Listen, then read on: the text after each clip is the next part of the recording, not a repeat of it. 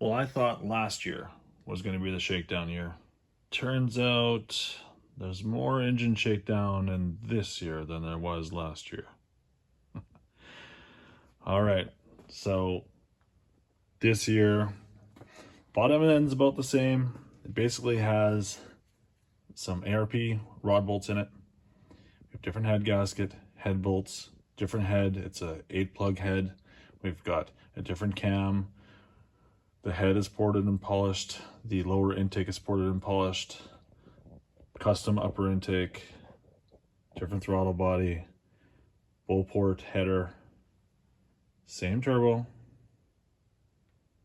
same transmission, same diff, all of that. We did relocate the PCV system a little bit, but it's becoming more and more evident that maybe we left a lot of power and everything on the shelf last year, because since we've had this on the road, we've had some issues with, let's just say, some oil issues. Ultimately, we basically drive along, it's fine. You basically hit some boost, go into a little bit of boost, anything over about 12 psi, and you'd start smelling like a oil burning smell. But it's not out the tailpipe. And we'd pull over, take a look, and we basically have it coming out of the bottom area of the turbo.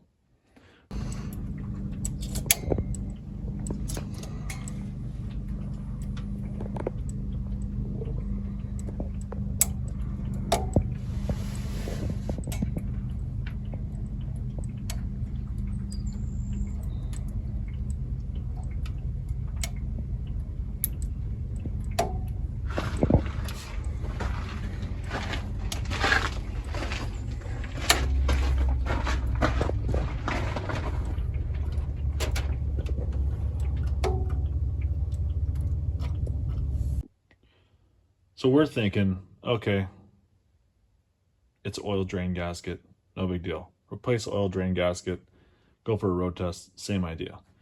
All right, what is going on here? Right, so fine. We literally changed, we thought, okay, maybe the drain hose is too long. The angle of it's wrong, or it's going into the block at 90 degrees, and coming up with all these theories going, why is there oil coming out of the bottom of the turbo? So basically, we went and grabbed some plumbing supplies to make a different drain hose for the turbo. Did that. That seemed like it was okay. It wouldn't leak immediately. And then we went and did some donuts, to be honest, and kind of put it through its paces. And then we shot about, I don't know, half a liter, 3/4 of a liter of oil out of the catch can. So that's new. Ultimately, last year we had no issues with this. Mind you, the catch can was in the passenger side fender. It was mounted in the same way, but the hose might have been longer, and then maybe would have been lower in some spots too, which might have lessened that. But ultimately, so yeah, we got a whole bunch of oil out of the catch can. So that's weird. That only happened after we changed the drain out of the turbo. So, a little bit of brainstorming, trying to figure out crankcase pressures. Like in this particular setup, right now it's been changed, but the setup for this year, we had just the one line from the valve cover to this catch can, which is obviously vented to atmosphere. The other line was blocked off. On the bottom side of the engine, instead of that little can that's on the side of the block, we had a -10 fitting into the block, and the line would come up. It was adapted to a PCV valve, which is just the factory PCV valve, and then we go to the backside of the intake, also with a small boost check valve in there as well. That said, when the car's under boost valve's closed, PCV's closed, you don't have ventilation for the bottom of the crankcase. Now, it's possible we're getting a little bit too much blow-by. It's possible we're putting too much pressure through the turbo side and you're getting some pressure that way. But the brainstorming kind of led to, well, what if we vent the crankcase as well as running the PCV?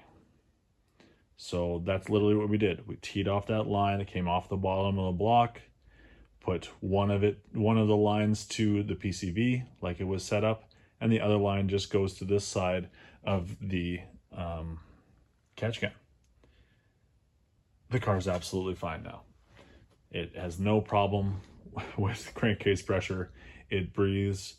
You can honestly smell it inside the interior, which is probably more of a placement issue than anything else as far as the filter goes, or at least the outlet of it. And but ultimately, we don't have any oil coming into the catch can. So my theory behind that is we vented the top. The bottom was basically, let's say, plugged when it's under boost. It's capped off. Now you're pushing pressure through and you're pumping all your oil to the top of the valve cover. So what was happening was that oil couldn't drain back to the oil pan, and that was being pushed up through the only orifice or only hole at the top that's available, which is to the catch can. That's why we had such a high quantity. It's kind of weird, but with doing that T and correcting that, to me that makes the most sense. Anyone wants to chime in the comments or reach out to me with a better explanation, I have no problem with that. I'm always open to all that kind of stuff because it's interesting, right? So that said, how come we didn't have it last year? Why is this that much different? I honestly didn't compare the drain holes in this head, so I'm not sure if there's a size difference between the two heads. I'm going to assume there is not.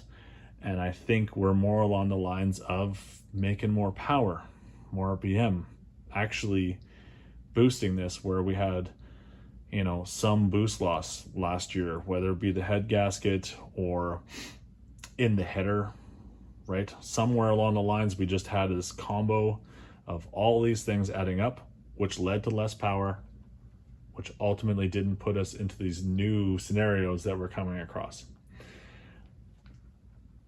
Now that we fixed the crankcase issue, we're not burning any oil, definitely not smoking out the tailpipe or anything that way. We're finding another issue. The car is actually, or the engine is relatively limited.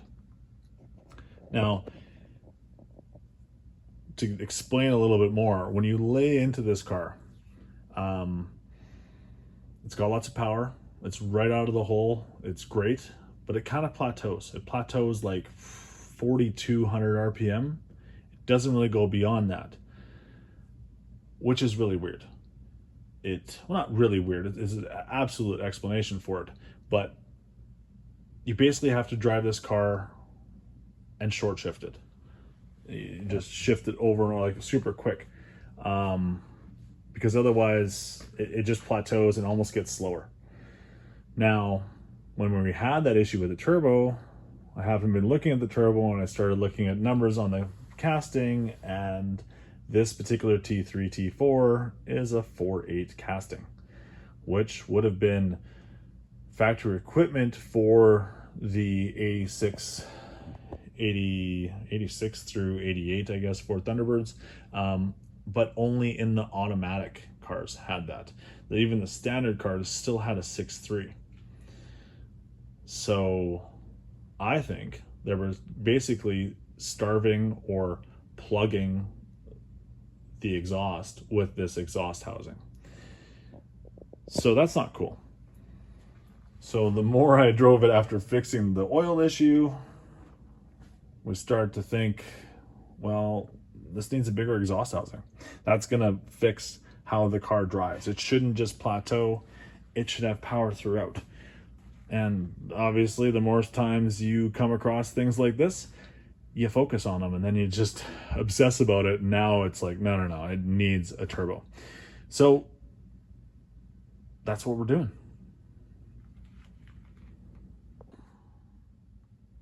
The turbocharger that we're going with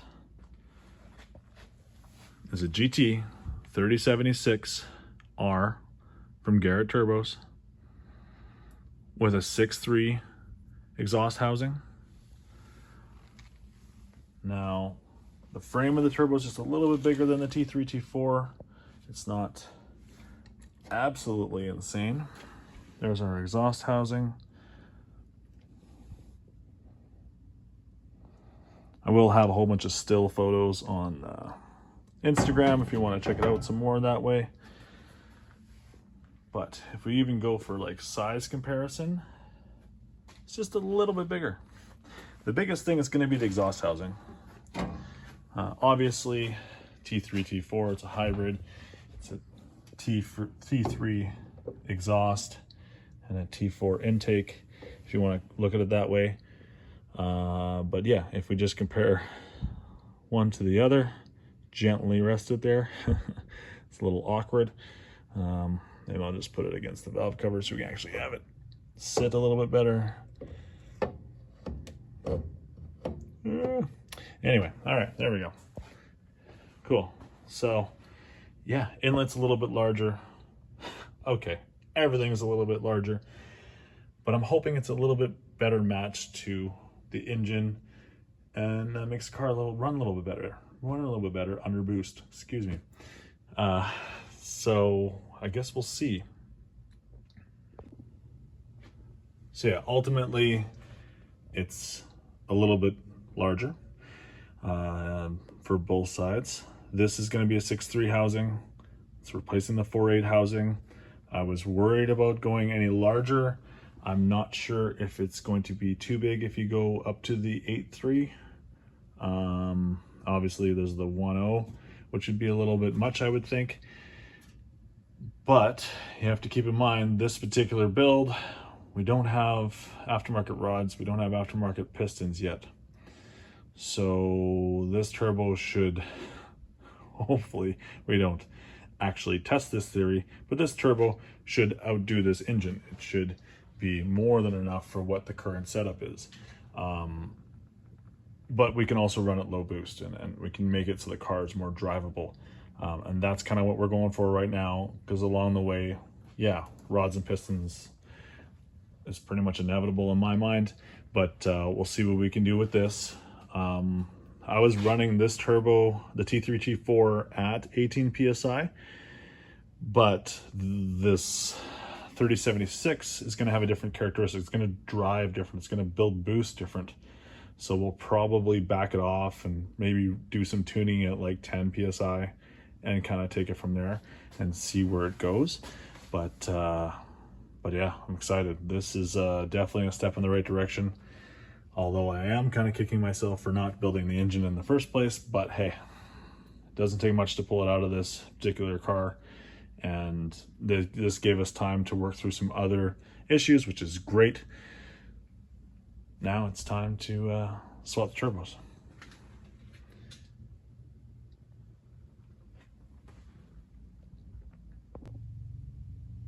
Here's the old turbo, T3, T4, 4.8 housing, and the new turbo, GT 3076R. Best part is, well, it doesn't fit. Let's be realistic. Bolt-ons, they're always bolt-ons, right? Sure. Yeah, it's large, it's too big. You put it on the manifold, and then the cold side touches the exhaust manifold. So obviously that's not cool. Yeah, so it looks like we're gonna do basically a 1/2 inch spacer. You can actually see I have a 1/2 inch plate sitting in there right now, spacing it up to see if this is going to work out. But that basically means all my connections are up 1/2 inch. So down pipe, it's gonna move up 1/2 inch. Chances are I'll probably just do a new out of the turbo, a new section out of the turbo. In lieu of trying to bring that whole pipe up, I don't think it's gonna work very well. Yeah, what else? Go in, obviously, coolant, feed and return lines going to be different. So We have this billet fitting that I had laying around that I did not use on a previous build, and it's probably for good reason, because it basically points it to the wrong area. Never mind the fact that you can barely get an AN fitting on it because it's so short. So ultimately we're going to be aiming for in between these header tubes to go down to the drain. So that'll be a little bit different.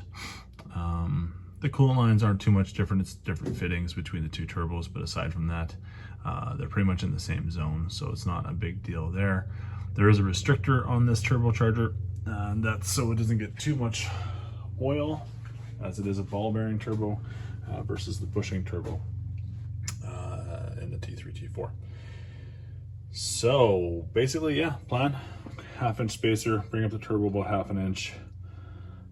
Charge pipes gonna reach, that's not a problem there.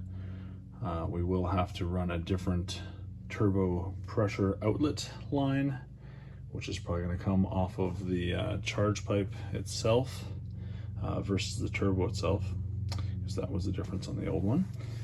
And yeah, then we're just going to run some fittings. Air filter is going to be very close to a lot of things, so we'll see. Maybe it'll end up being an inch up versus a 1/2 inch up, but yeah, so that's the lowdown. That's what's going on. So yeah, just quick change things, right? I love making more problems for myself. It's fantastic. But ultimately we'll get it. It's not the end of the world. This is what happens when you start upgrading stuff. You got to upgrade a whole bunch of other things or adapt things to make them work. So just part of the game. But it's nice to see a bigger turbo there. The shiny bits isn't bad either. So hopefully we can get this figured out and get this show on the road. Well, after many hours, this is now together. So GT 3076R 0.63 T3 housing on the Beauport header. Yeah, that's a big turbo. So big that when I put it on, the cold side was touching the cylinder 2 exhaust runner. So to fix that, I basically just ran I think it's a Vibrant T3 flange. I drilled out the threads and used it as a spacer. So it's got a gasket on each side. And that brought up the turbo 1/2 inch. That made the cold side cleared the exhaust. That also didn't make the rest of the exhaust line up. So that kind of sucks. So I had to make a bit of an S pipe between the outlet to the downpipe. And it basically has like a nice B-band in between. That said, the one that I did have, the flange to V-band adapter I had, was crap because it was from the eBay. All right, eBay has nice stuff, but this particular item doesn't have like a boss in the lip for the V-band, so basically it doesn't self-center.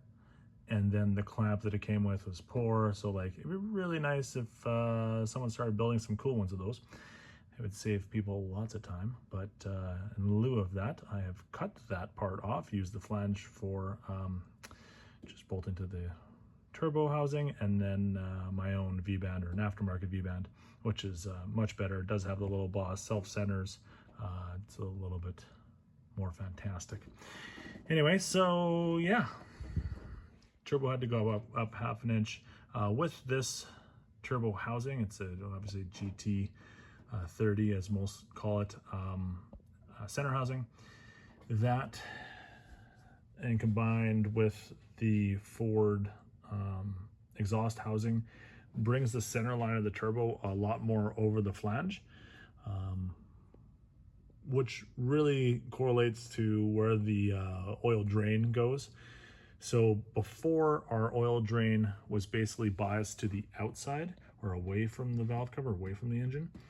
And then we had a perimeter line running and basically down and around. Now the outlet is a little bit more biased to the inside, and as you may be able to catch there, it basically goes down the header tube, in between the two header tubes to the drain. So definitely a more straighter shot, which is great, but like it'd be nice if it was overset a little bit more, and then it would clear a lot. Because right now we're pushing the limits of how much angle that center housing has. So we are currently at about 20 degrees, which is the maximum of what Garrett likes for their turbos, basically for the water lines in and out. So yeah, we're pushing the angle just to clear the oil drain. But that's all good. And together we did have to change a little port on the side here, this guy right here, and to add that, really that's for our wastegate boost reference. So that was in the T3 housing before, or rather in the T4 housing technically, before, and this one doesn't have any threaded bosses, so we had to add that. One of the other things we've been messing around with, obviously we did the turbo, that's great. We also noticed while we're in here that my alternator bracket bolt broke, which isn't the first time, to be honest. So the way this is set up, you can see that obviously the intake comes pretty much straight off the lower, so there's not a lot of room for the alternator. If you tuck down in there, you'll see that there's really not that much room below it either. We gonna get close to the steering box, among other things, plus like that's my inner fender right there. So yeah, we're pushing it as far as tightness goes. So that said, I do have a custom bracket that I have made, but it's a work in progress. Basically it's just two bolts that go down, one that goes across, and then this time after I removed those bolts, we went to studs instead, which you can see there with lock nuts, and we also went to we added another bolt. So now we've got 4 bolts holding the alternator bracket in, whereas before it was 3, which might be a little lacking, but yeah, whatever works. As long as it stops breaking bolts, we'll be fine. Anyway, so just a little maintenance, right? This is fine, this is okay. But yeah, new turbo setup. So hopefully this turbo kind of solves all that exhaust starving, or not starving, but air starving, as it was restricting it at kind of high RPM. Because the T3, T4 had a 4.8 housing. This is obviously a 6.3, as I might have mentioned. So we're hoping that will help. Obviously it's a little bit bigger housing. I've had a lot of success with the 30 series on my other vehicles, and they seem to not get as hot. They don't transfer nearly as much heat. Now obviously we're right on top of the header, but we're trying to reduce a little bit of temperature as well. I'm guessing that reduction in heat is probably the size of the turbo, and it breathes a little bit better, but people can chime in and kind of fill me in if they got any more insight on that, but I found that they work quite well. So in comparison to like a whole set, it seems to keep your intake temperatures lower. It's not insane, but it does make a difference between the two turbos. And then I've also, that T3, T4 was okay, but it seems like it was maybe a little bit small for airflow side, and then exhaust side was obviously too small. So anyway, hoping that it's going to make a big difference. We're pretty much at the point where we'll start it up, right? So we've got everything off and all good to go, so nothing sitting anywhere. So hopefully she'll just fire right up. See what happens here. So all right.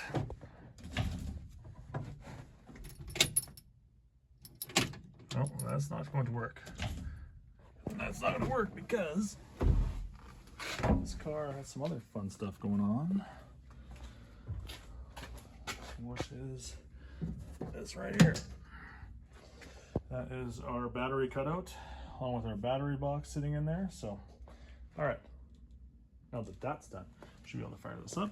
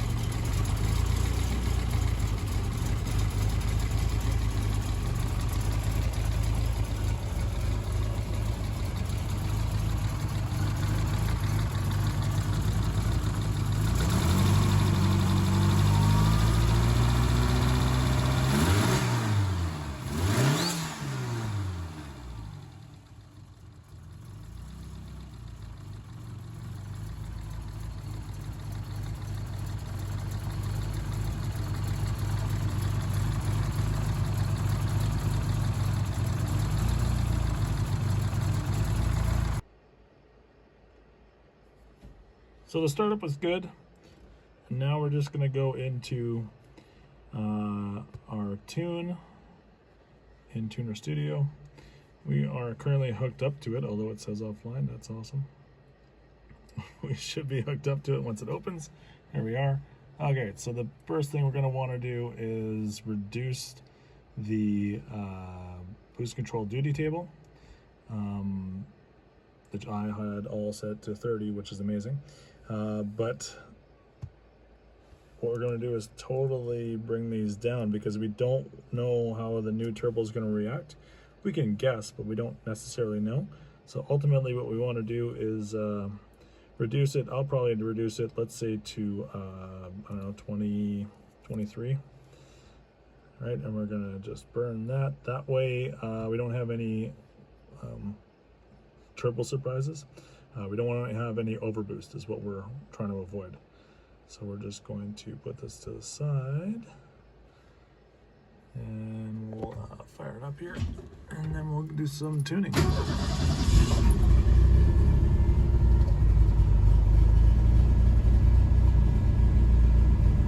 right, let's go.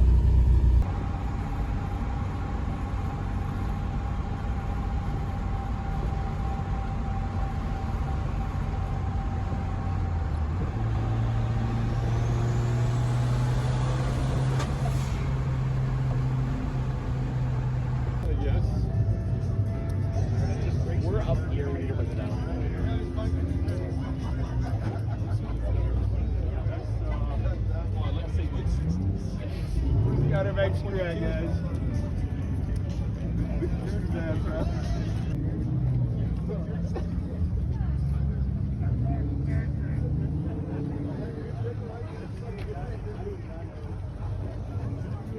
What's your problem?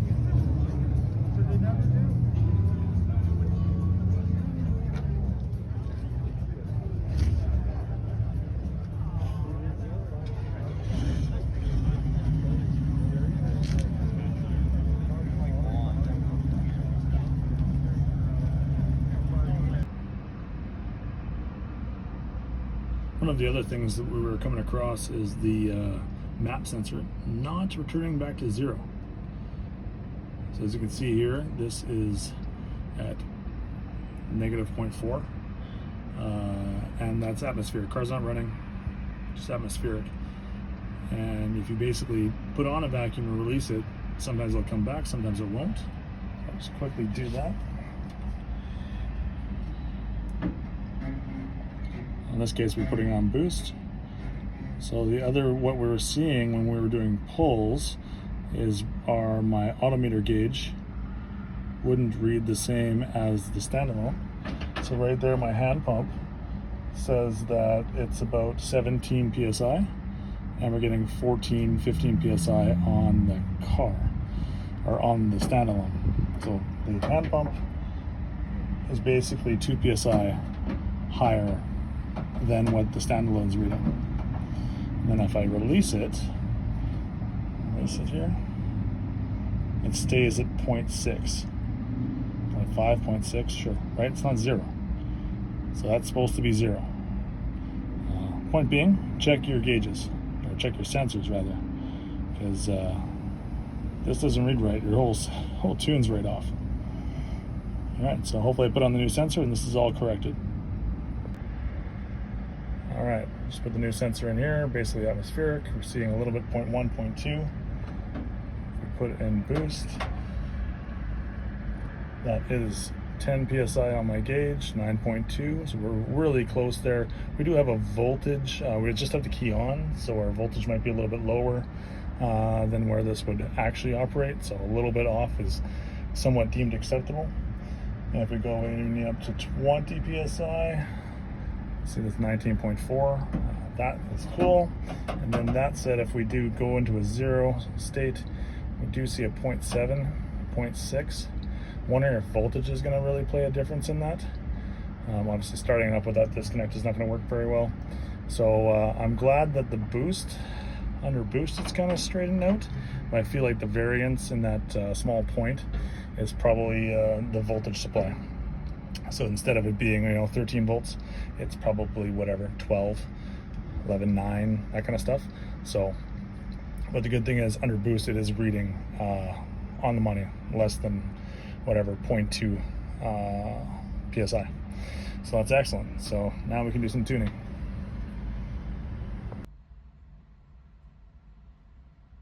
All right, yeah, this is consistently reading at 0.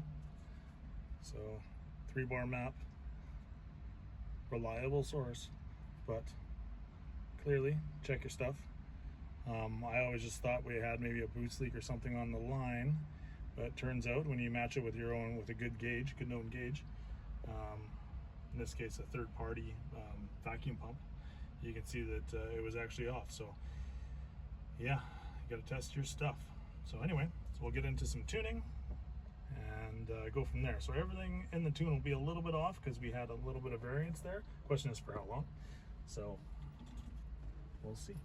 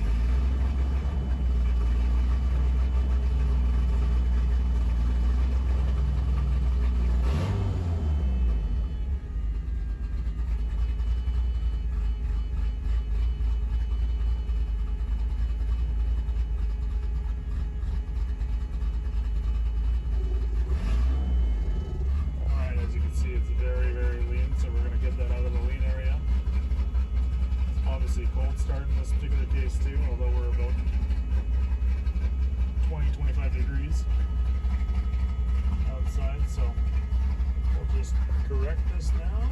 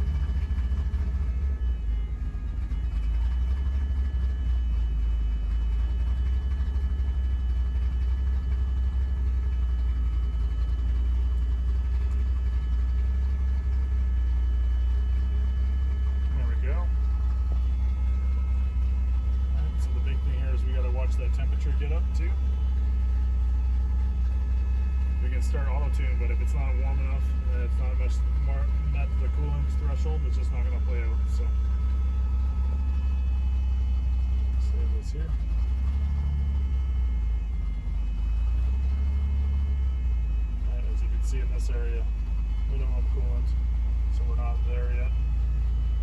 So I'll let it warm up for now.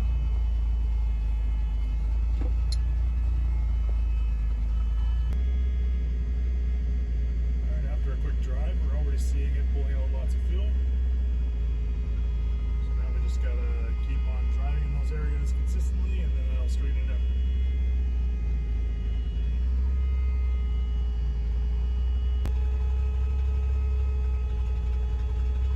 So after a few highway pulls, or I mean road tuning, you can see that it pulled out quite a bit of fuel there, enriched it up in a couple spots and pulled out for the most part. So we're going to go back and look at the data log and see what kind of stuff we're doing. We'll just save this on there. Should be good. Stop auto tune.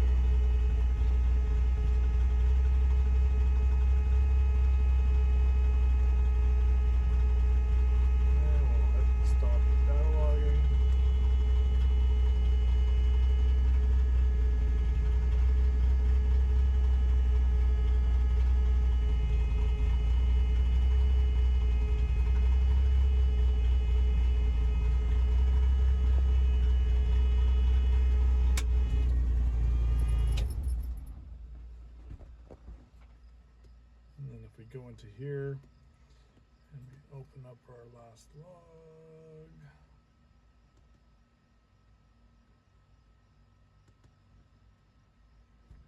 start to look at what we had here for maximum boost. All right.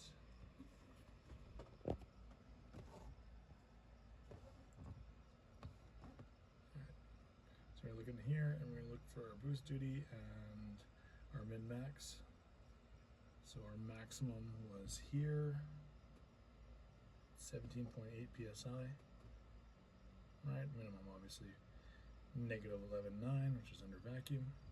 So that's good. And then you basically go across here and start zoom out so you can kind of see the road tuning, get into here, and then we start looking at whether or not our AFR actually matched, right? And we want that when we're in wide open, so that's up here. And I'll watch our AFR, so there we're 11.5, our target being 11.5, which is good. And here we had 10.4, target was 11. So as we went on with auto tune, you will see that this probably cleaned up a bit, which is the easy way of getting through most of this. So if you go right towards the end here,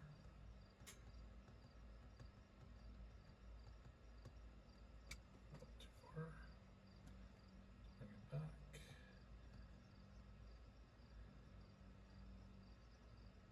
Let's see, I'm also looking for wide open throttle, so that would be the green value in the top window,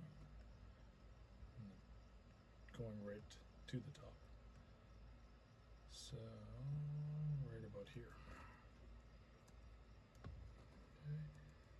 So then if we go into here, start watching this, you will see that's only 67% throttle, which is ridiculous. And we are seeing there's our 16 psi of boost, and our AFR was 1040 when it should be 11.6. We got a little bit more fuel to pull out of there. Anyway, so that's the rundown of what's going on, and we're cleaning up quite a bit, so it should be good. Like I said, should be good a few too many times, but yeah.